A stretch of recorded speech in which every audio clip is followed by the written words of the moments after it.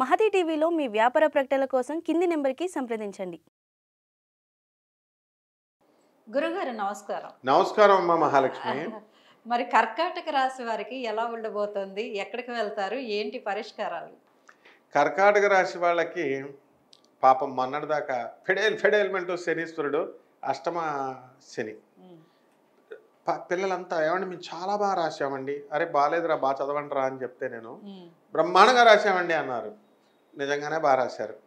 మొత్తం ఇన్విజిలేషన్లో ఇవాల్యుయేషన్లో 45 మందిని ఫెయిల్ చేసేసారు. అందులో ఎక్కువ మంది కర్కాటక రాశి వాళ్ళే. ఏమిట్రా బాబు అంటే మీరు బాగానే వాల్యుయేషన్ చేసేవాళ్ళు సరిగ్గా లేరు, వీళ్ళు కరెక్ట్ ఉన్నారు. అప్పుడు రీవాల్యుయేషన్ పెట్టుకుంటే అప్పుడు పాస్ అయ్యారు మొత్తం అందరూ. అంటే పాపం చెయ్యని తప్పుకు బలైపోతూ ఉంటారు ఈ కర్కాటక రాశి వాళ్ళు. అది యొక్క మే నెలలో కూడా కంటిన్యూ అవుతుంది. అంటే ప్రతి పని 1-2 సార్లు, ఒకసారికి ఆ పనులు అవ్వవు అనమాట. కాబట్టి దీనికి ఒకసారి ట్రై చేసి మనకు అవ్వట్లేదు కదా అని వదిలేస్తే లాస్ అయిపోతారు. కాబట్టి 1-2 సార్లు, 3 సార్లు, 4 సార్లు అలెగ్జాండర్ని గుర్తుపెట్టుకోవాలా.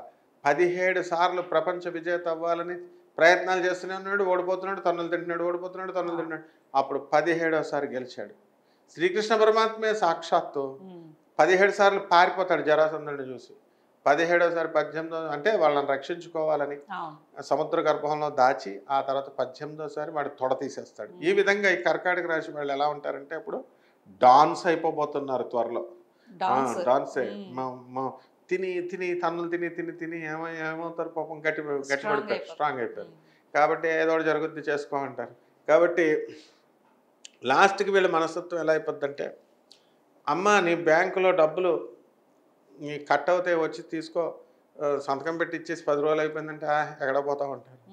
పోలీస్ స్టేషన్ నుంచి ఎస్ఐ ఒకసారి వచ్చి కలవన్నా వస్తాంలే అంటారు. అంటే దెబ్బలు ఎక్కువ తింటే తింటే తింటే ఏమవుతారు, స్ట్రాంగ్ అయిపోతారు. వీళ్ళ తప్పు కాదు మరి.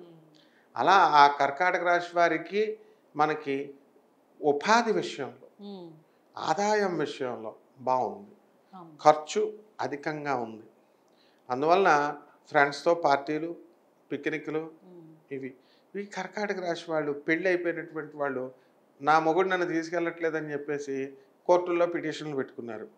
రీకన్సిలేషన్, మళ్ళీ రైట్ టు కాంజుగేషన్, కాబరాన్ని తీసుకెళ్ళరా మొగడా అని. వాడేం చేస్తున్నాడు, జడ్జిమెంట్లు అన్నీ బాగా ఇచ్చినప్పటికీ కూడా ఆనరబుల్ జడ్జి ఇచ్చిన మొగుడు తీసుకెళ్ళడు. జడ్జిమెంట్ వచ్చిన కంటెంప్ట్ ఆఫ్ కోర్ట్ వేసి పడేయాల, మరి వేయరు. ఆ విధంగా ఈ యొక్క కర్కాటక రాశి వారి ఆడవాళ్ళంతా కూడా ఎక్కువగా వాళ్ళ కెరీర్కి ఎక్కువ ఇంపార్టెన్స్ ఇస్తారు కాపురాల కంటే కూడా. బాబు అని అంటే మరి పాపం వాళ్ళ దురదృష్టం ఆ విధంగా ఉంది. కర్కాటక రాశి వాళ్ళకి జన్మంలో కుజుడున్నాడు. పెచ్చ కోపం వచ్చేస్తుంది సమాజం మీద వీళ్ళకి. జనాలు ఎవడో మోసాలుగాళ్ళే అందరూ తగులుతున్నారని. అప్పుడు వీళ్ళు ఖరీదైనటువంటి వస్తువులు దగ్గరగా పెట్టుకోకూడదు. దగ్గరగా పెట్టుకుంటే అన్ని పగలగొట్టేస్తారనమాట. అంటే కుజుడు పెచ్చ కోపం వచ్చేస్తుంది దీనివల్ల. అందువలన ఈ కర్కాటక రాశి వాళ్ళకి ఈ సంవత్సరం ఈ యొక్క మే నెలలో పైల్స్ వ్యాధి రావడానికి అవకాశాలు ఉన్నాయి. పైల్స్ అంటే మూలశంక, బ్లడ్ పడిపోతూ ఉంటుంది. కాబట్టి ఈ ఏదో ఒక రకమైనటువంటి నిరాశ, లావ్ అయిపోయామని చెప్పేసి డైటింగ్ చేయమని, వాకింగ్ చేయమని. హాస్టల్లో ఉన్న పిల్లలు ఎలా చేస్తారమ్మా డైటింగ్? సాయంకాలం వాళ్ళకి నువ్వు జొన్న రొట్టెలు తిను, చపాతీలు తినంటే ఎవడు చేసి పెట్టేవాడు ఎవడు? ఎక్కడో పల్లెటూరులో ఎంతో దూరంలో ఉన్న హాస్టల్స్లో ఉంటారు వీళ్ళు. కాబట్టి ఈ రకమైనటువంటి ఇబ్బందులు వీళ్ళకు ఉంటాయి. ఇకపోతే శీత బాధ శీత, పీత బాధ పీతది. ఇక మగవాళ్ళ దగ్గరికి వచ్చేసరికి కర్కాటక రాశి వాళ్ళు మనకి ఆదాయంలో మనకేం ప్రాబ్లం లేదు. తర్వాత ఈ మే 29వ తేదీ తర్వాత కేతువు ధనస్థానంలోకి వస్తుంది. చాప కింద నీరులాగా సంపాదిస్తారు. అఘోరి శ్రీనివాస్ గారు ఎలాగున్నాడు, ఆడు రోజుకి 5,000 ఖర్చు కారులో. ఎక్కడికి వెళ్తాడో తింటాడు. ఎక్కడి నుంచి వస్తున్నాయి, ఎవరు ఇస్తున్నారో తెలియదు. నెలకి ఇల్లు లేదు, లాడ్జి తీసుకోవట్లేదు, కారులో తిరుగుతానే ఉన్నాడు, పెట్రోల్ ఇవన్నీ. ఆ విధంగా అఘోరి శ్రీనివాస్ గారి సంపాదన ఎవరికి ఎలా తెలియదో వర్షినిది, ఆ విధంగా ఈ కర్కాటక రాశి వాళ్ళ సంపాదన ఎవరికి తెలియదు. సీక్రెట్ అనమాట వీళ్ళంతా, గోప్యంగా. ఆ తర్వాత వ్యాపారాలు ఏది పట్టుకుంటే అది కిరాణా షాప్ వ్యాపారం, తిరుగులేదు. మనం ఎలక్ట్రానిక్స్ బిజినెస్ చేయకరా నాయన అంటే అప్పుడు చూడండి గురుగారు ఏదో ఒక ఏ వ్యాపారం చేస్తే బాగుంటుందండి అని వస్తారు. అరే టీ స్టాల్ పెట్టిన ఆయన 3,000 రూపాయలు నేను రోజుకి వస్తుందంటే ఏం గురువు అయ్యా నువ్వు, టీ స్టాల్ పెట్టమంటావు, ఎంత చీప్గా కనబడుతున్నాను ఏంటి, ఏం పెడతావు రా బాబు మరి అంటే, ఏం పెడతాం సాఫ్ట్వేర్ కంపెనీ పెడతాం అంటాడు. అయితే జేబులో ఎంత ఉన్నాయంటే లోన్ రావాలంటాడు, ఎవడో ఒకడు అప్పు తేవాలంటాడు, రూపాయి జేబులో ఉండదు. అదే మరి అలా ఈ యొక్క సాఫ్ట్వేర్ ప్రాజెక్టులు కర్కాటక రాశి వాళ్ళు ఎవరైతే నడుపుతున్నారో వీళ్ళందరికీ కూడా మనకి మే 29 తర్వాత పెట్టకూడదు. పరిష్కారాలు గురువు గారు మరి పరిష్కారాలు ఏంటంటే ఫస్ట్ అష్టమ రాహు. ఇప్పుడు ఒక వింత సమస్య వస్తుంది కర్కాటక రాశి వాళ్ళకి. మనకి ఎక్కడైనా మనకి బ్యాంక్ లోన్ అప్లై చేసుకుంటే మనకు రాకపోతే ఏడవాలా, ఎదురింటి వాళ్ళు అప్లై చేసి వాళ్ళకి రాకపోతే ఏడుస్తారు, వస్తే ఏడిచే వాళ్ళు చాలా మంది ఉన్నారు. పాపం కర్కాటక రాశి వాళ్ళు మంచోళ్ళే, వచ్చినందుకు ఏడవరు వీళ్ళు. రాలేదు ఆడికి కూడా రాలేదు, నాకు వచ్చింది ఈడికి రాలేదు ఈడికి రాలేదు అంటారు. ఈ విధంగా ఈ యొక్క కర్కాటక రాశి వాళ్ళంతా కూడా వీళ్ళకి చక్కగా బాధ అనేటటువంటి తెలియకుండా ఉంటుంది. చిన్నప్పుడు మేము స్కూల్ స్టూడెంట్స్గా ఉన్నప్పుడు రైల్వే మిక్స్డ్ హై స్కూల్ రాజమండ్రిలో చదువుతున్నాం. రైల్వే అంతా మాది, మా ఫాదర్ రైల్వేస్, మా అంకుల్స్ రైల్వే జిఎంలో.